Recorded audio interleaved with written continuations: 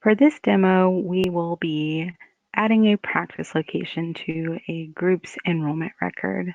These steps would pertain to either a group or an individual record. For this demonstration, we'll be navigating to a group. Once you're on the provider management dashboard, you'll be able to either select from the NPIs that are within your dashboard. If you don't see the NPI, you can enter the NPI that you wish to update and click the search. Once the search results are returned, you'll be able to see your NPI API, and then you can click the ellipses and then view to open the enrollment record of that particular NPI. Once you're within that NPI, you'll see the Edit Enrollment Record option. And click Edit Enrollment Record. You'll see each of the maintenance options that are available for your particular NPI.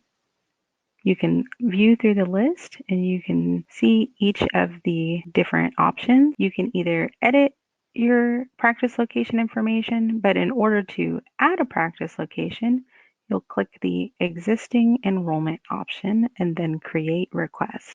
Clicking the existing enrollment option will open up each of the pages of the NPI for that provider.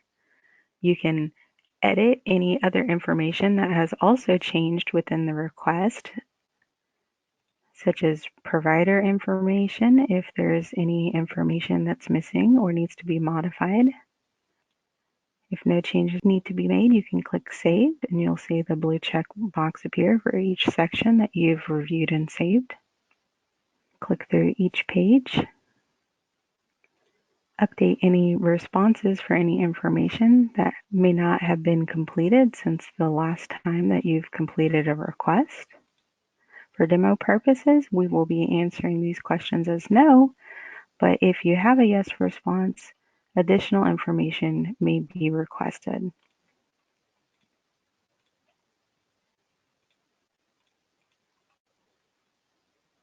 If any attachments need to be added for any yes responses, you can do that at this point.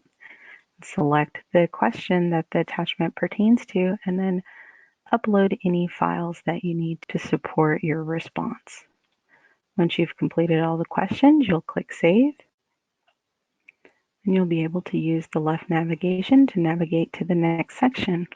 There's already accounting billing information on file. You'll be able to click the ellipses and modify any information or confirm the information that's already present. If you have different accounting billing information for the location that you'll be adding, you can click Add Accounting Billing Information. For the demo purposes, we'll just be editing the one that's already on file.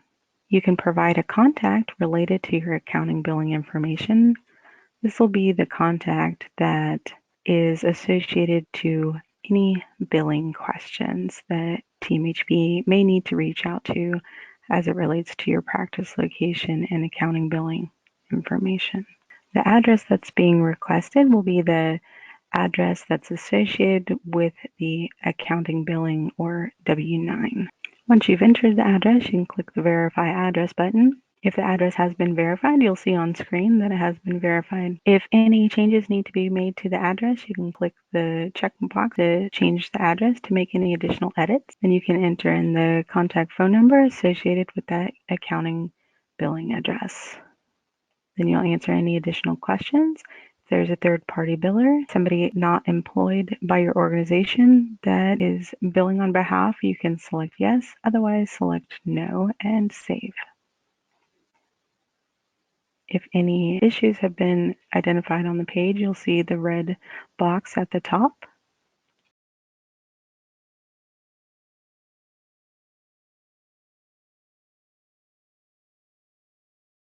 So once the accounting billing information page has saved, then you'll navigate to the W-9. Information will be pre-populated. You can confirm that information or edit any information as necessary. Complete any missing fields. The address that's on this page is pre-populated from the accounting billing information page. So if any changes need to be made, you'll need to navigate back to that particular page to make those edits.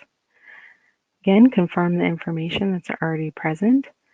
Once you've reviewed and certified your W-9, you can click I attest. This is what appears on my W-9, and complete any additional fields or missing information that was not previously captured as part of your enrollment record. Once you've completed all the fields, then you'll click Save. Once that's saved, you can navigate to the next section.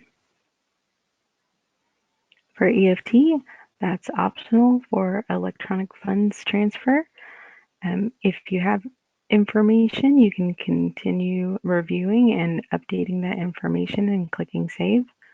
For the demo purposes, I'll be selecting I do not wish to participate in the EFT program and save that selection. Once all sections have been completed for accounting billing information, you'll use the back arrow and the blue header in order to navigate back to the main left navigation menu.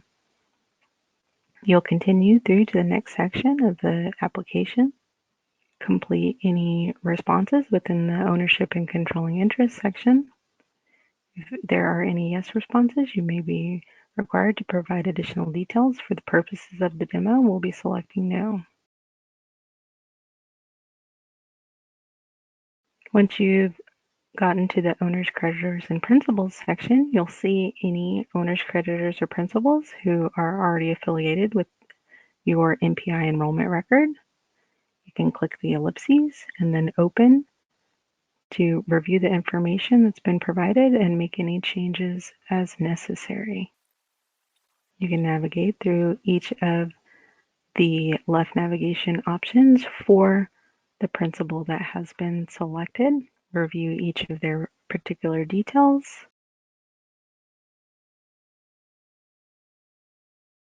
If the accounting billing address for that owner, creditor, or principal is the same as their physical address, you can click the same as physical address button, and you can click Save.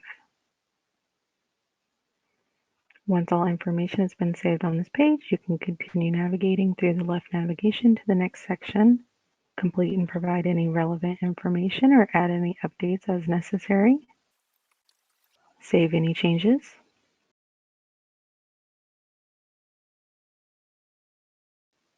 continue reviewing each of the sections that pertain to the owner, creditor, principal, make any edits, and save any changes.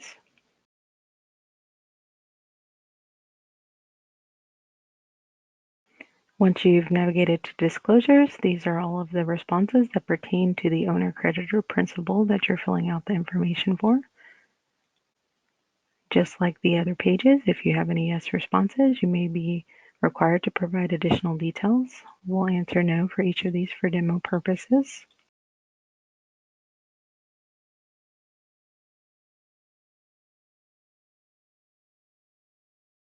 Once all sections have been completed for the owner, creditor, principal, you can use the back button in the blue header bar in order to return to the main navigation. We've returned back to the main ownership controlling interest section. Ensure that each of those yes/no responses were provided. If they did not save, it's good to make sure that you save throughout your request before navigating off the screen. For designation of authorized individuals, you can click to add authorized signatory. This is the person who's able to sign on behalf of an organization. From the drop-down menu, you select from any of the persons or individuals that have been added from the owners, creditors, principals section. So if the person you wish to add as an authorized signatory is not available, you'll need to close this and add them first to the previous section in order to select them from the drop menu. It'll pull over their position title that was previously provided, and then you'll add the email address. Then you'll save your changes. And then once that's been added, you'll save the page again. Once all of the sections within the ownership and controlling interest section have been completed, then you'll move on to programs.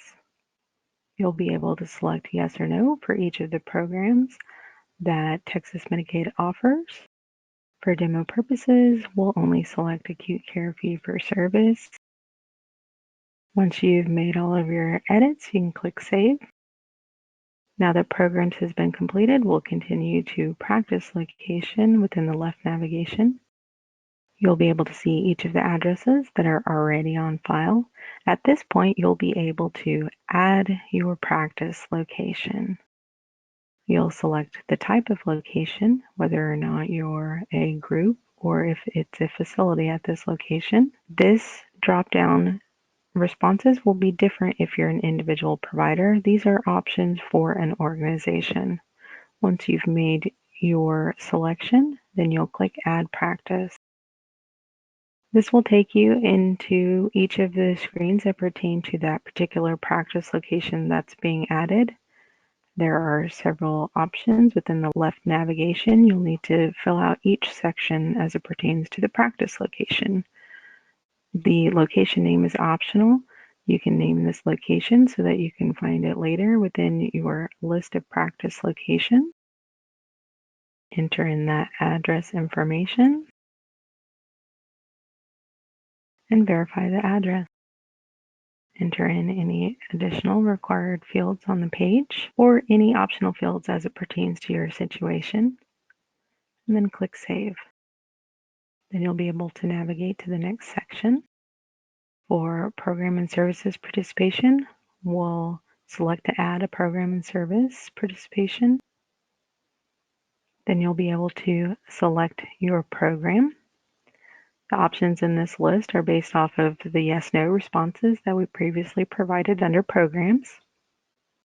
Once that program has been selected, you'll continue down filling each of the required fields on the page. So we'll go to services provided, select the primary taxonomy code, then we'll select the provider type.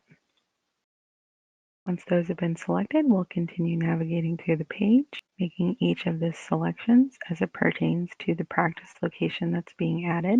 For taxpayer identification number, we'll get a drop-down list. These are of the tax IDs that were previously entered in the accounting and billing information page. If the selection you want to make is not present, you'll need to navigate back to that page to make any edits in order to be able to make your selection on this page.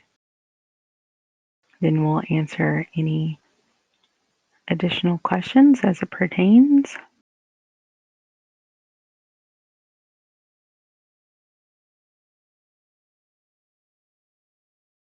Then we'll continue down to services provided and select the provider specialty, and if applicable, a subspecialty. Additionally, any secondary taxonomies.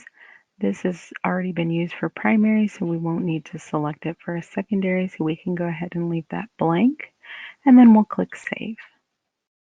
Once the page has been saved, you'll continue down to the next section within the practice location. Enter in any county served as applicable. You can type it in to do a search and make that selection. You can enter in multiple. Same thing with additional languages. You'll make your selections. Continue through. Add any office hours.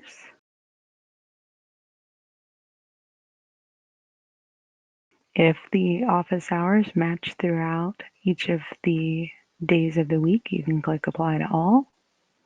And you can still make edits to any days as necessary. Any days your office is closed, you can click the Close button. Then, once you've made all relevant changes, you can click Save. Once that record's been saved, you can continue moving on to the next section within practice location. For managing employees, this is where you will select from the persons or individuals that were previously added in the owners, creditors, principals section of the ownership and controlling interest. You'll click Add Managing Employee Association. You can select your employee that's managing that particular practice location. Then you can select from their roles.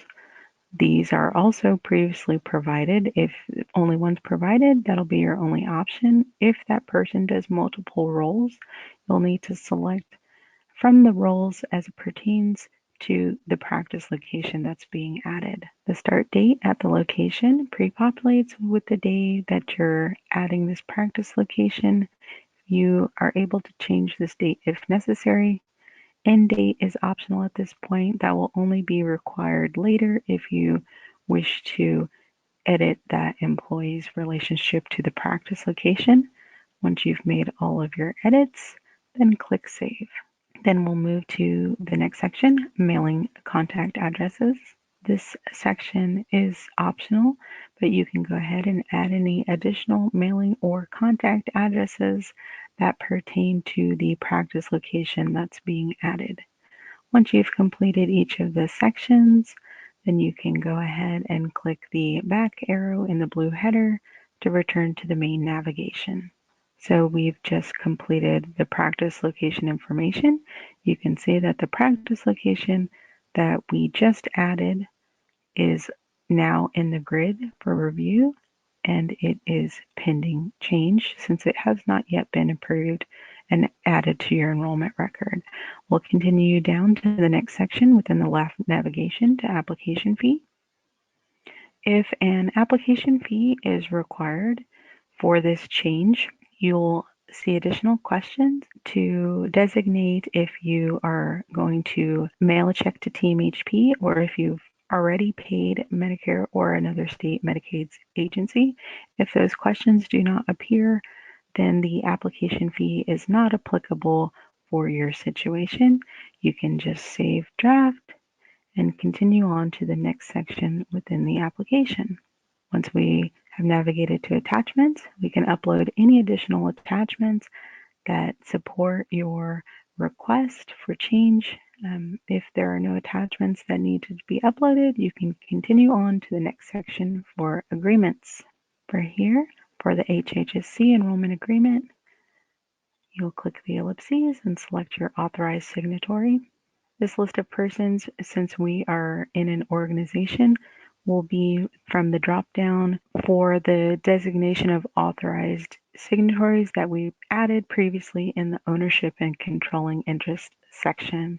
If the person you want to select is not available here, you'll need to go back to that page to make those edits. Since we've already provided an email address in the designation of authorized individuals section, that will pre-populate based off of the name of authorized signatory that was selected from the drop menu. Once you've confirmed that you have the correct authorized signatory selected, then you'll click Activate Agreement so that it will send an email notification for them to sign the agreement. Once that's been sent, you can see the status has been sent. It'll remain in that status until that authorized signatory has signed the agreement. Once that status updates to signed, you'll be able to see the Submit button enabled. Once the Submit button is enabled, you'll be able to click Submit to submit your request for your address change to Team HP for processing.